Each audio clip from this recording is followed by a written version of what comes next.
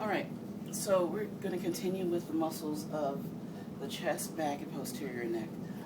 But I know that you're preparing for practical, and I really want to give you an idea of a way to study the muscles at home when you don't have the models with you, and to help you interpret the drawings that you have in your text and correlate those drawings to the models. So the next muscle is pectoralis major, and most of us know them as pecs. And I want to find a good picture in the text.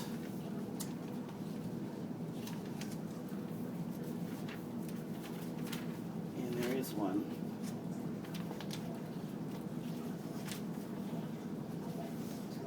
Here we go. All right, so here is the pectoralis major. All right, and we can see that this muscle will do more than one function, okay? But you want to see it in context. And so on this model, it's going to be the muscle here. All right, so the platysma covers the pec major a little bit. And then we're here into the deltoid. And see how the deltoid is in the illustration compared to the model. Mm-hmm. So this is pec major. We also want to look at pec minor. Pec minor is a deeper muscle. Right? So we've cut away the pec major here, and that's what that means, cut. So this is where the pec major was. Now we can see pectoralis minor. I'm looking for the label. But this is, there it is. Okay, pectoralis minor. And that we can see right here. Okay, so we've cut away pec major, and now we can see pec minor.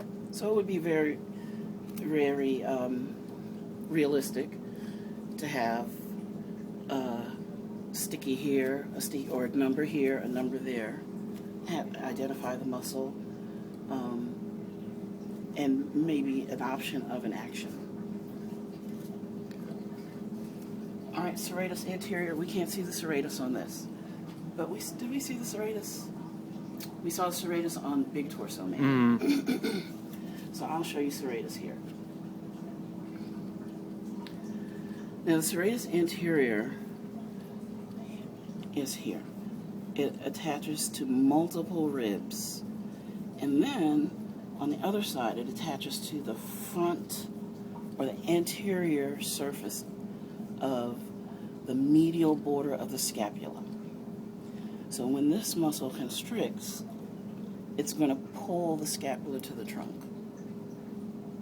And if this muscle were cut, or if it lost innervation, any contraction of these muscles will actually lift the scapula away from the torso, and we call that wing scapula. So serratus anterior muscle is very, very interesting, because it helps to hold the scapula onto the torso, onto the skeleton. Mm-hmm. It's called serrated because each of these insertions onto the ribs make it look like a serrated knife, and that's where they get the word serratus. Mm-hmm. So if a serrated knife, a bread knife, has prongs, and so these finger-like projections you can see onto the ribs give it the name. Next, the muscles of breathing. Let me find those. So we're talking three main muscles: the external intercostals, the internal intercostals, and the diaphragm. I think they're back this way.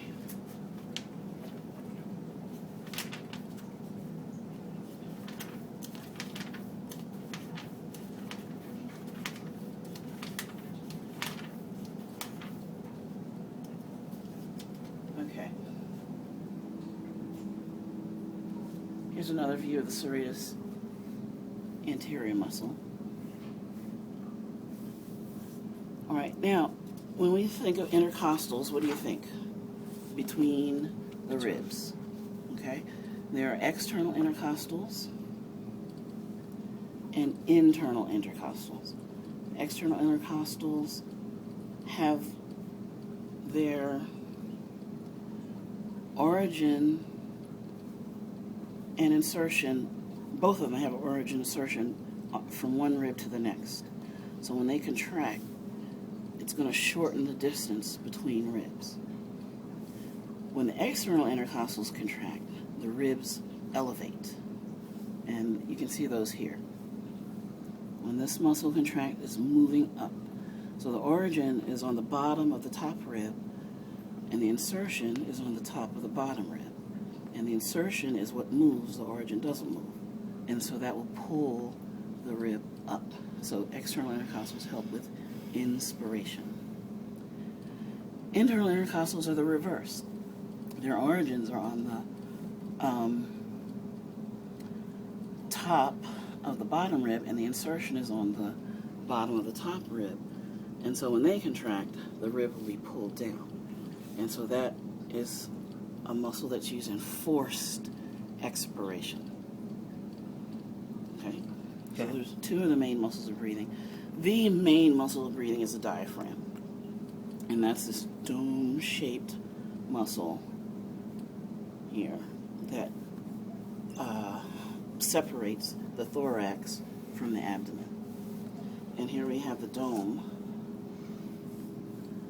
And it does have muscle fibers, but there's also a central